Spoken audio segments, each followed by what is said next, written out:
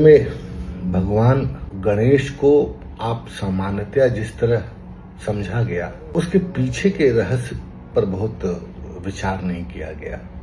कुछ प्रतीकों में वो हम लोग के सामने आए। जैसे आप देखेंगे कि हम कोई मुख्य कार्य करते हैं तो भगवान गणेश को याद करते हैं। तो पांचरात्र जो तंत्र हैं या जो विष्णु तंत्र हैं, आप उसमें जाएंगे तो इस बात को आप समझ पाएंगे कि जो भगवान गणेश है वह द्वार है, मतलब तंत्र में प्रवेश के द्वार है, वो मूलाधार है। इसी तरह भगवान, आपने देखा होगा कि भगवान जो नारायण है वो क्षीर सागर में लेटे हुए हैं। तो नारायण क्या है?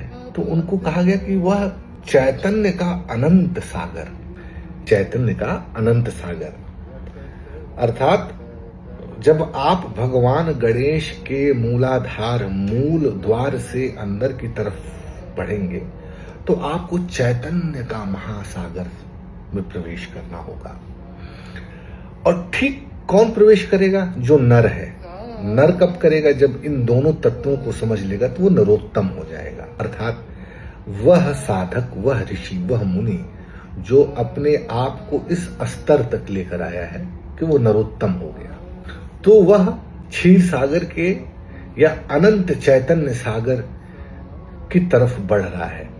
अब बढ़ने के लिए उसको एक गोताखोर की आवश्यकता है जो आपको वहां तक ले जाए। अब जो सरस्वती की कल्पना है, मां सरस्वती की कल्पना है, वो तंत्र में बहुत बड़ी गोताखोर है, मतलब बहुत बड़ी तैराक, और सारे ज्ञान का कुछ संग्रह करने वाली है।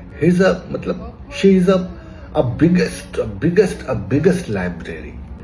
तो चैतन्य के महासागर के ज्ञान को धारण करने वाली सरस्वती है और उसको व्यवस्थित करने वाले, जब आप यहां तक की अवस्था प्राप्त कर लेते हैं तो जो व्यास की कल्पना की गई, इसीलिए व्यासपीठ की कल्पना की गई है, जो उस ज्ञान को व्यवस्थित करता है कि तंत्र यह है, धर्म यह है, आध्यात्म यह है, जागृत यह है, भक्ति यह है।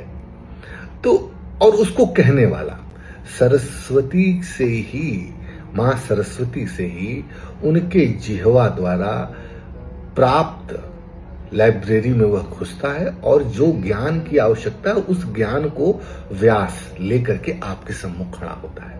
तो तंत्र को बहुत गलत रूप से लिया गया। तंत्र को समझना है तो पहले तो जिन प्राथमिक चीजों की हम पूजन कर रहे हैं, अब गणेश भगवान को जो हम पूजन कर रहे हैं वो गणेश के प्रतीक के गहरे संदर्भों से आपको जुड़ना होगा।